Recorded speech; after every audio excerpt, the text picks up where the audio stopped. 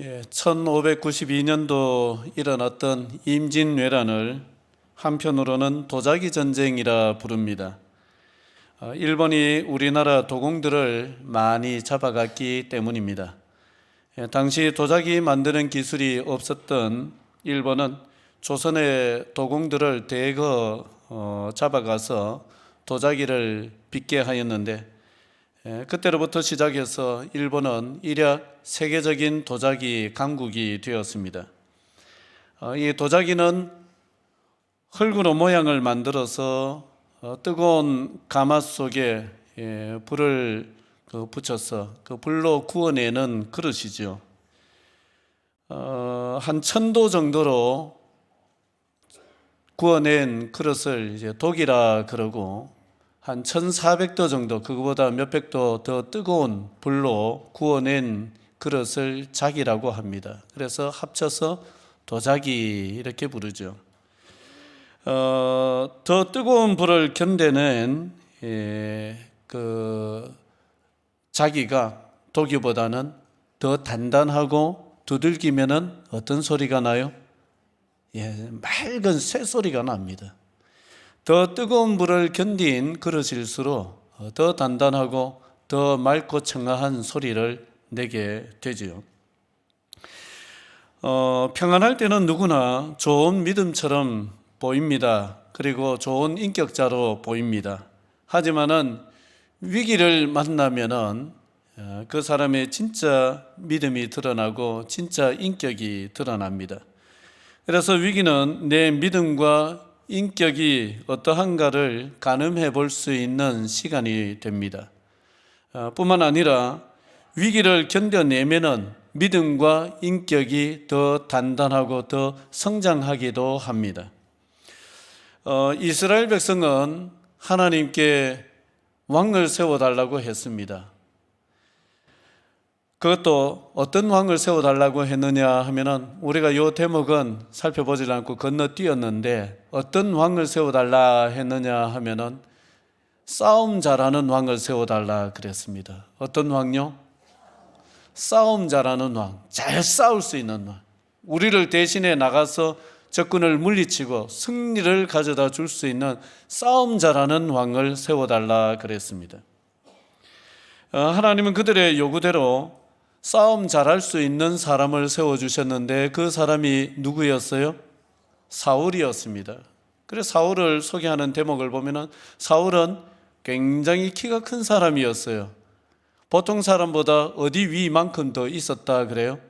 어깨 위만큼 더 있었다. 그러니까 어깨부터 이 정수리까지 이만큼이나 키가 더 컸다. 보통 사람보다 훨씬 키가 크고 장대한 사람이었다. 그렇게 이제 표현을 하고 있습니다.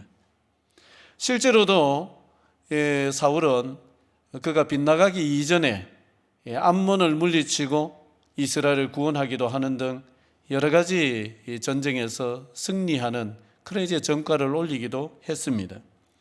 그러나 오래지 않아서 중대한 문제를 드러냈고 하나님께 버림받는 길을 가고 말았습니다. 오늘 본문은 사울이 하나님께 버림받게 된 두 가지 사건이 성경에 기록되어 있는데, 그 중에 첫 번째 사건입니다.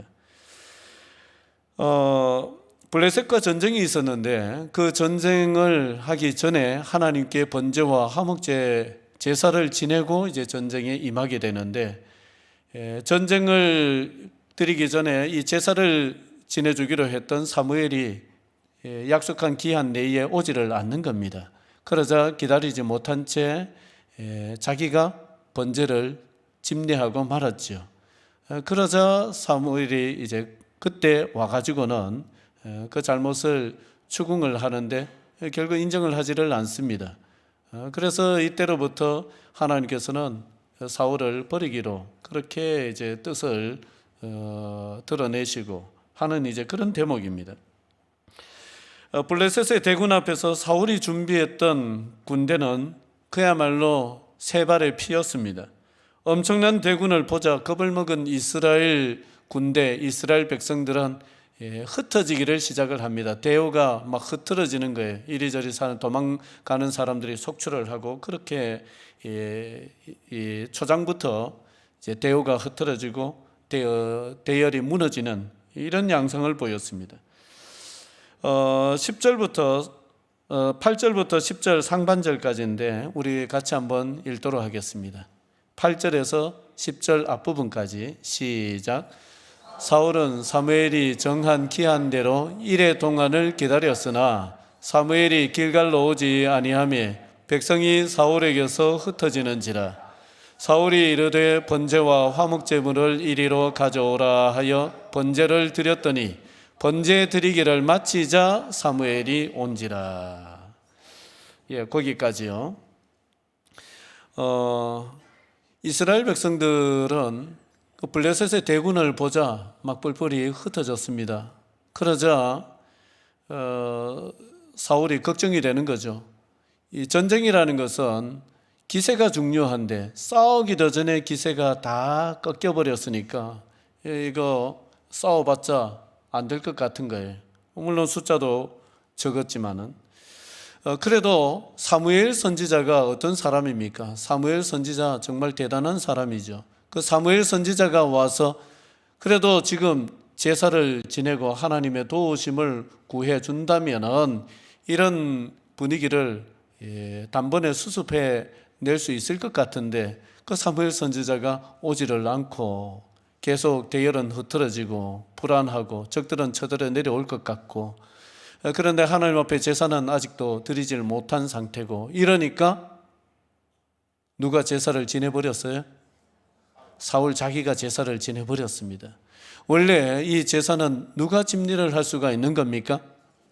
제사장이 집례를 할 수 있는 거죠. 그러나 사울은 제사장이 아니었습니다. 지파도 베냐민 지파였습니다. 그러니까 제사를 지낼 자격이 되지를 못한 사람인데 급하다고 제사를 덜컥 지내버렸습니다. 그러자 번제를 지내자마자 누가 왔어요? 사무엘이 마치 꼭 기다렸다가 실수할 때를 기다린 것처럼 기다렸다가 그때 딱 나타나는 거예요. 사울은 위기 상황에서 버텨내지 못하고 무너진 것입니다. 아무리 위기 상황이라도 말씀이 금하는 경계선을 넘어가지 않고 그 자리에 버텨내야 하는데 그러지를 못하였습니다. 어째서 그러지 못했을까요? 사울은 여러 가지로 불리하게 돌아가는 상황만을 보았습니다. 적들은 많습니다. 거짓입니까? 사실입니까? 사실입니다. 이스라엘 백성들은 겁을 먹었습니다. 거짓입니까? 사실입니까? 사실입니다. 이스라엘 백성들은 뿔뿔이 흩어지기를 시작했습니다. 사실이죠. 누구는 오지 않고요. 사무엘도 오지 않고요. 모든 것이 이렇게 불리하게만 돌아가는 상황들 전부 다 사실입니다. 사실을 보았습니다. 문제는 그것만 봤다는 사실입니다. 그것만 봤습니다. 그 상황 뒤에 계시는 하나님은 보지를 못합니다. 믿음의 눈을 열어서 좋지 않는 상황 너머에 계시는 그 하나님을 봐야 위기의 순간에 허물어지지 않을 수가 있습니다. 베드로는 놀랍게도 풍랑이는 그 물 위로 바다 위로 걸어오시는 주님을 보고 주여 저도 물 위를 걷게 해 주십시오. 그런 당돌한 요구를 했습니다. 그러자 주님이 오라. 그래서 베드로가 그 풍랑이는 바다 위를 쩌벅쩌벅 걸어갔습니까? 못 걸어갔습니까? 걸어갔습니까? 걸어갔습니다. 처음에는 잘 걸어갔습니다. 그런데 물에 빠져갑니다. 뭘 보고 나서 물에 빠져갑니까? 성경에 보면 파도가 아니고 바람이라고 나옵니다. 성경에 보면 바람을 보고 무서워하여 물에 빠져갔다 그렇게 나옵니다. 누구를 계속 바라보고 갈 때는 안 빠졌는데 주님을 바라보면서 주님의 그 말씀 오라 라는 말씀을 의지하고 걸을 때는 안 빠졌는데 그 눈이 바람 소리 듣고 바람을 보기를 시작을 하자 빠져갔단 말입니다. 여러분 주님은 항상 상황 너머에 계십니다. 주님은 저 산 너머에 계십니다. 그런데 믿음의 눈을 열어서 그 넘어 계시는 주님을 바라봐야 됩니다. 그 주님을 바라보면은 버텨낼 수가 있습니다. 퍼석퍼석한 흙도 1400도 뜨거운 불을 견뎌내기만 하면은 천년의 세월이 지나도 전혀 그 빛이 바래지 않는, 전혀 그 소리가 무뎌지지 아니하는 찬란한 빛을 발하고 맑고 청한 소리를 내는 그러한 도자기가 되는 것입니다. 여러분, 버텨내는 게 능력입니다. 눈을 들어서 저 문제 뒤에, 상황 뒤에 있는 주님을 바라보는 것이 능력입니다. 다른 게 능력이 아닙니다. 사울이 기다리지 못하고 번제를 드리고 나자 사무엘이 와서 사울더러 도대체 무슨 일을 했느냐, 왕이 망령된 일을 행하였다 라고 추궁을 합니다. 그때 사울은 자신의 잘못을 인정하기보다는 별명으로 일관합니다. 자, 11절 12절입니다. 같이 읽겠습니다. 시작. 사무엘이 이르되 왕이 행하신 것이 무엇이냐 하니 사울이 이르되 백성은 내게서 흩어지고 당신은 정한 날 안에 오지 아니하고 블레셋 사람은 믹마스에 모였음을 내가 보았으므로 이에 내가 이르기를 블레셋 사람들이 나를 치러 길갈로 내려오겠거늘 내가 여호와께 은혜를 간구하지 못하였다 하고 부득이하여 번제를 드렸나이다 하니라. 이 사울의 대답은 좀 전에 우리가 생각해 봤듯이 몇 가지로 대답을 하는데 이거 전부 다 사실입니다. 저기 얘기하는 것들, 자, 백성은 내게서 흩어지고, 흩어졌습니다. 당신은 정한 날 안에 오지 아니하고 정한 날에 오지 않았습니다. 블레셋 사람들은 믹마스에 모여서 대열을 갖추고 있고 곧 쳐들어 내려올 것 같고 하나님 앞에 제사를 지내지 못한 상태에서 하나님의 은혜를 간구하지도 못한 상태고 모든 것이 꾸며낸 얘기가 아니고 다 사실입니다. 그래서 부득이하여서 번제를 드렸다라고 얘기를 합니다. 여러분,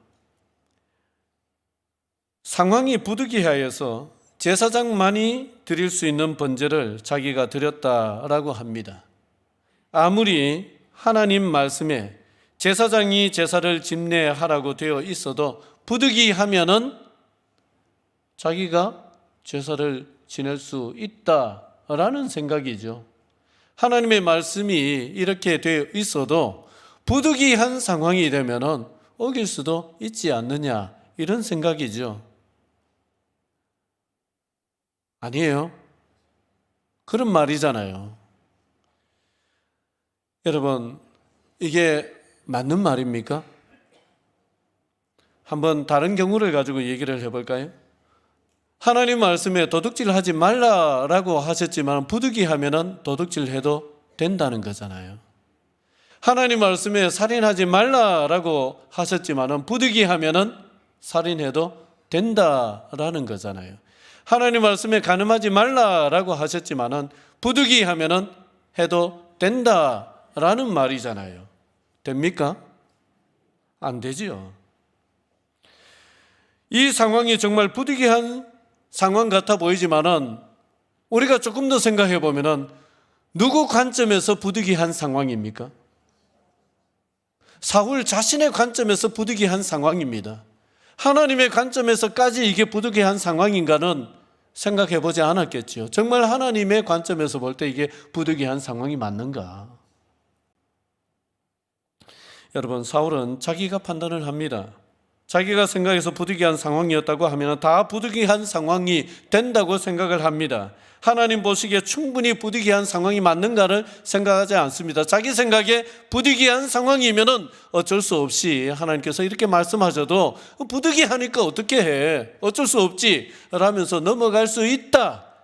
이게 사울의 평소의 생각이었고 그 평소의 생각이 위기 가운데서 나오는 거죠. 없던 게 나오는 게 아니라. 우리가 하나님 백성대로 살려면은 정말 경계해야 되는 것이 뭐냐 하면은 자기 합리화입니다. 같이 해볼까요? 자기 합리화. 자기 합리화라는 것은 책임을 지지 않으려는 마음에서부터 비롯됩니다. 그런데 상당히 매력이 없어요. 항상 자기 합리화로 일관하는 사람은 상당히 매력이 떨어집니다. 이 자기 합리화라는 것은 영적인 마취제와 같은 것으로서 영적으로 성장하는 것을 가로막아버리는 최대의 걸림돌이기도 합니다. 여러분, 안 넘어지는 사람, 실수 안 하는 사람, 하나님은 그런 사람만 쓰시는 분이 아니에요. 하나님은 넘어지는 사람, 실수하는 사람, 죄 짓는 사람, 하나님 그런 사람 쓰십니다. 성경 자세히 보세요.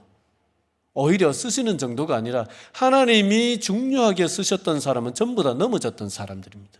모세 넘어졌던 사람입니다. 다 넘어지는 사람. 바울 죄인의 괴수였고 핍박자였습니다. 주님이 쓰시는 사람들은 거의가 그러한 사람들이었습니다. 단 그렇게 넘어지고 실수하는 사람들이었지만은 그러나 자신의 죄인됨을 인정하고 자기의 부족함을 인정하고 또 자기의 실수, 자기의 죄 이런 것을 인정하고 책임을 졌던 사람들입니다. 인정하고 책임지는 사람을 만나면 굉장히 매력적입니다. 여러분, 자기 합리화라는 이 늪에 빠지지 마시기를 바랍니다. 하나님 앞에서 가장 좋은 자세는 주님, 제가 죄인입니다. 제가 잘못했습니다. 제가 실수했습니다. 라고 겸허히 인정을 하면은 그때부터 바닥을 치고 올라오는 역사가 일어납니다. 자신의 잘못을 인정하지 않고 변명으로 일관하는 이 사울에 대해 사무엘은 하나님의 준엄한 판결을 선언합니다.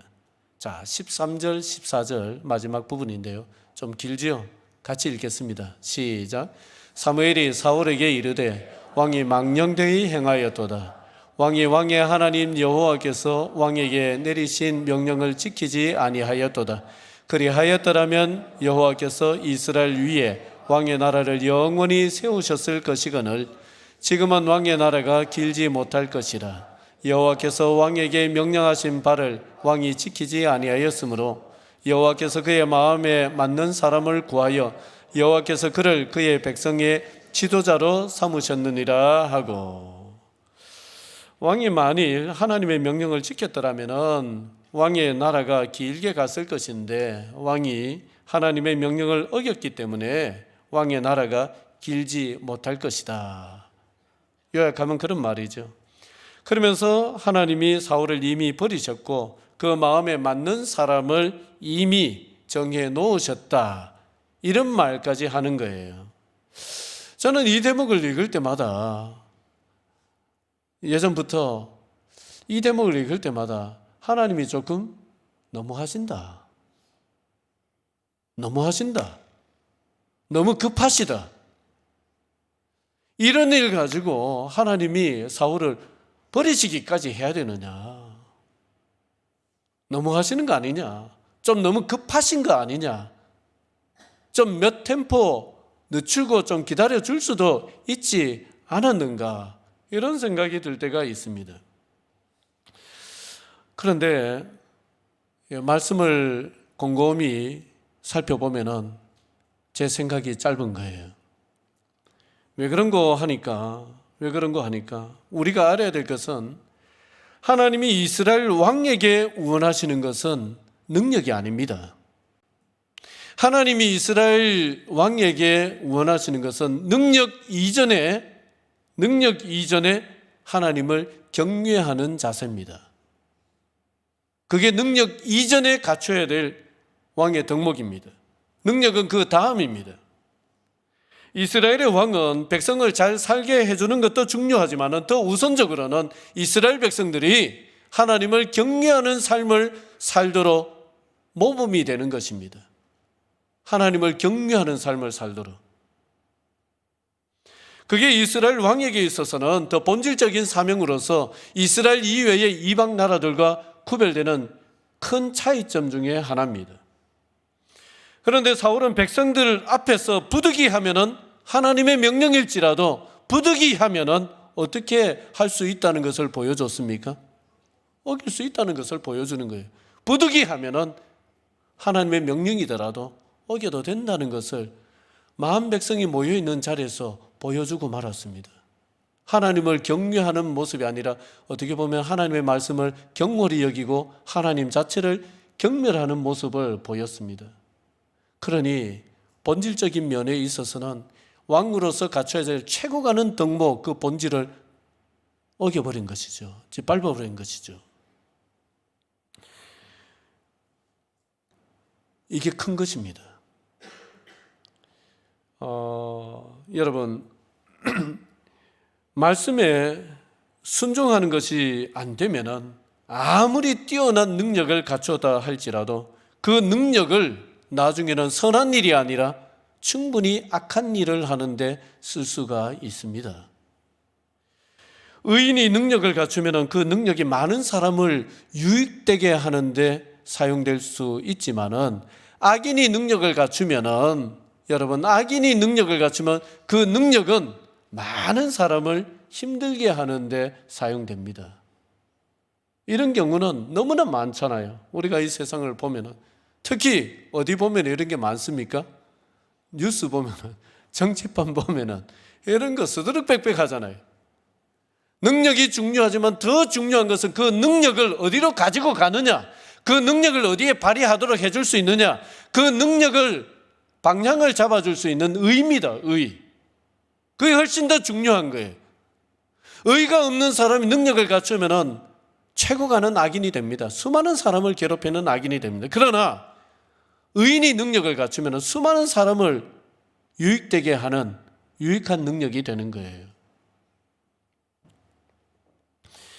우리 하나님께서는 능력이 출중하면 좋겠지만 그렇지 못하더라도 그 가슴팍에 의로움을 간직한 사람, 그런 사람을 하나님께서 찾으십니다. 그런 사람을 하나님께서 사용하십니다. 도산 안창호 선생이 미국을 방문했을 때 어느 지방 정부를 이제 탐방하기 위해서 가는데 너무 가난해서 기차 표 끊을 돈이 없는 거예요. 여비가 없는 거예요. 그때 같이 갔던 사람이 신분증 하나를 턱 내놓더니만은 이거 아는 목사님한테 빌려온 그 목사님 신분증인데 이 미국은 기독교 국가이기 때문에 목사님에 대한 예우가 굉장히 좋습니다. 안 선생님, 이거 가지고 내가 목사라고 하면은 아마 그 기차표 내줄 겁니다. 거기까지 갈 수 있을 겁니다. 이래 얘기를 했어요. 그러자 도산 안창호 선생이 정중하게 거절을 하면서 이런 얘기를 합니다. 이런 일 하나에 내가 이렇게 양심을 속이고 무너지면은 내 자신의 명예를 더럽히는 것이고 이 신분증의 주인인 그 목사님의 명예를 더럽히는 것이고 나아가서 우리 조국의 명예를 더럽히는 것입니다. 그러면서 정중히 거절을 하였습니다. 여러분, 만약에 우리 도산 안창호 선생이 이런 일들을 넙죽넙죽 받으면서 그렇게 수완 좋게 살았다 한다면은 아마 수완이 뛰어난 사람으로 이름을 남겼을지 모르지만은 민족의 지도자는 되지를 못하였을 것입니다. 여러분, 하나님은 우리에게 능력보다 의를 원하십니다. 계산보다 더 본질적인 것을 놓치지 않기를 원하십니다. 믿음에서 벗어나게 하고 하나님의 백성으로서의 자존심을 해치는 일에 대해서는 단호히 노라고 거절할 줄 아는 이 용기를 가진 사람, 하나님은 그런 사람을 원하십니다. 여러분, 좋은 게 좋은 거라고 그렇게 할 때도 필요하겠지만은 우리가 하나님의 백성으로서 이 자존심 가지고 있어야 돼요. 우리가 능력은 좀 부족해도 우리가 좀 경제적인 형편은 좀 부족하다 할지라도 무엇은 놓치면 안 되냐면 내가 하나님의 백성이라는 이 자부심과 이 자존감, 이거 놓치면 안 됩니다. 그거 허물어지면 우리는 다 허물어지는 거예요. 하나님의 백성은 내가 하나님의 백성이라는 이것이 우리의 자존심이 돼야 됩니다. 다른 게 우리의 자존심이 되면 굉장히 매력이 없어요. 하나님의 백성인데 자꾸 세상적인 것을 가지고 자존심을 내세우고, 이 아무것도 아닌 이 인간의 본성을 가지고 자존심을 내세우고 매력 없습니다, 여러분. 하나님의 백성은 무엇이 자존심이 돼야 되느냐? 내가 하나님의 백성이라는 것이 자존심이 돼야 됩니다. 내가 여기서는 내가 허물어지 말아야지. 이게 우리의 자존심이 돼야 됩니다. 그게 하나님의 백성이 가질 수 있는 최고의 자존심이고 가장 멋진 모습입니다. 그래서 거기서 허물어지게 만들고, 거기서 한 발 뒤로 물러나게 만들고, 거기서 경계선을 넘어서게 만드는 그 어떤 유혹과 그 어떤 압력이다 할지라도 우리는 거기서 단호히 노라고 거절을 할 줄 알아야 됩니다. 하나님께서는요, 그런 사람을 찾으세요. 그런 사람이라야 돼요.